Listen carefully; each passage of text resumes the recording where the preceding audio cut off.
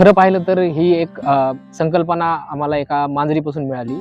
त्या मांजरीला एक खूप जास्त प्रमाणात ती इजा होती आणि त्या मांजरीपासून आम्हाला मी विचार केला की त्या दुसऱ्या प्राण्यांनाही खूप दुखापत असेल आणि बीड शहरामध्ये तर कोण असं काम करत नाही मुक्या प्राण्यांसाठी. देशात आणि राज्यात आपण अनेक NGO पाहतो.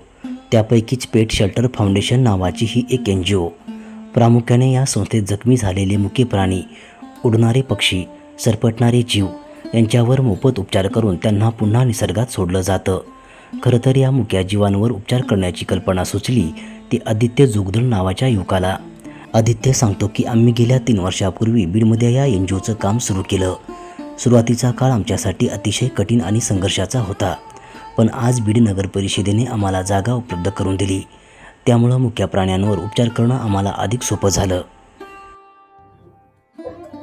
नमस्कार, मी सचिन जाधव. मी पेट शेल्टर फाउंडेशनमध्ये रेस्क्यू टीममध्ये काम करतो. तर थोडं आमचं काम रिस्कीच असतं, तर ते आम्हाला घ्यावं लागतं, कारण की मुक्या प्राण्यांचा जीव धोक्यात असतो. ते कधी कधी त्यांना जखम झालेली असते, त्यामुळे ते ॲग्रेसिव्ह झालेले असतात. तर त्यामुळे ते कोणाला जवळ येऊन देत नाहीत, काय होत नाहीत.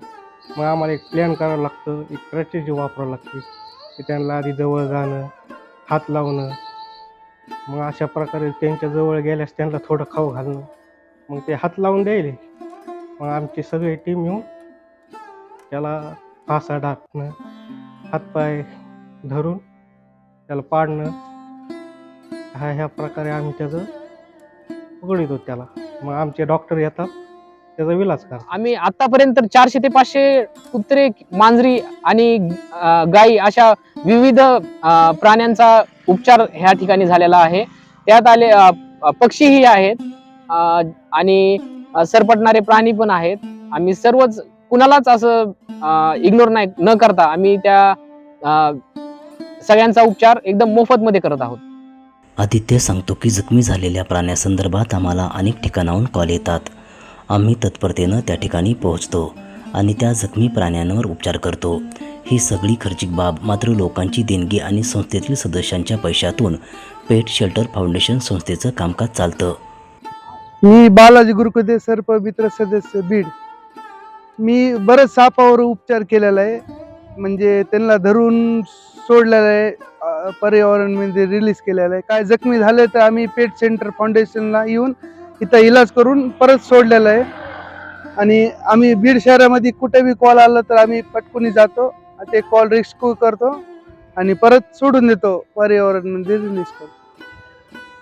आज घडीला पेट शेल्टर फाउंडेशन संस्थेमध्ये काम करणाऱ्या सदस्यांची संख्या 100च्या आसपास पोहोचली आहे.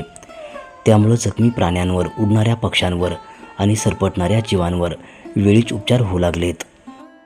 भविष्यामध्ये तर आमचं एक प्लॅनिंग आहे. इथे जर एकदम व्यवस्थितपणे शेल्टर तयार झालं तर खाली एकदम व्यवस्थित मातीनं कोबा करून जर झालं, इथं एकदम व्यवस्थितपणे एकदम एखादी रूम तयार झाली तर आम्ही बीड शहरातील हे भटके कुत्रे आहेत त्यांच्या आमच्या स्वखर्चात आम्ही त्यांची नसबंदी करणार आहोत. कारण की ते नसबंदी जर केली तर यांची पॉप्युलेशन जे आहे त्याच्यावर ते कमी होईल आणि जे ऍक्सिडेंटचे प्रमाण आहे ते पण कमी होईल.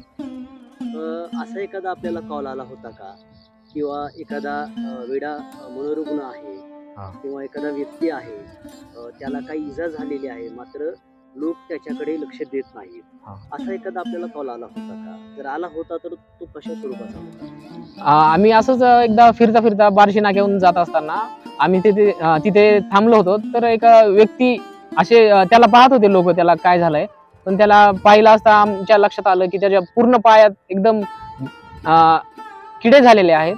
आम्ही त्याला तिथेच न सोडता आम्ही त्याला रिक्षात बसून घेऊन सिव्हिल हॉस्पिटलला घेऊन गेलो आणि त्याचा एकदम त्याला डॉक्टरही त्याला हात नव्हते लावत. तर आम्ही त्याला एकदम व्यवस्थितपणे त्याला तिथे जाऊन विनंती करून आम्ही त्याचा उपचार केलेला आहे आणि आता तो एकदम ठीक आहे.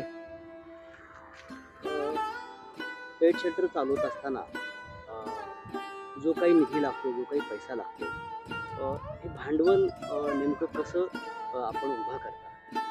आम्हाला काही जण असे मिळालेले आहेत, त्यांनी आम्हाला हे शेल्टर पण उभा करून दिलेलं आहे आणि काही जण आम्हाला आता ह्या कंपाऊंडसाठी खूप जास्त मदत केलेली आहे. आणि बीड शहरातील काही असे प्राणीप्रेमी आहेत तर त्यांनी ते आम्हाला फंड देऊन आमच्या ह्या कामाला मदत करतात. मेडिसिन असो, पशुखाद्य असो, अशा विविध प्रकारे आम्हाला सर्वच बीडमधले काही जण दानशूर लोक आहेत त्यांनी मदत केलेली आहे.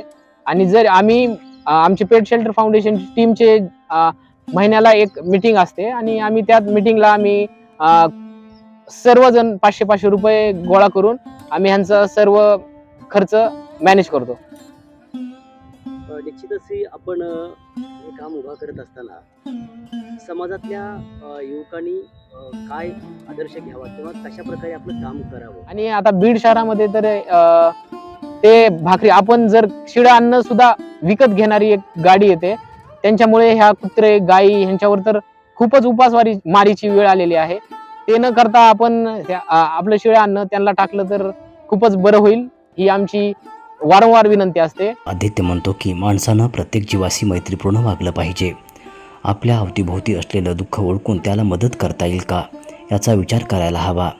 कारण एकदा मिळालेलं जीवन नाहीसं झालं की परतून कधीच जन्मास येत नाही. त्यामुळं प्रत्येक जीव तेवढाच महत्त्वाचा असून तो जपायला शिकलं पाहिजे असं आवाहन पेट शेल्टर फाउंडेशनचा आदित्य जोगदंड करतो.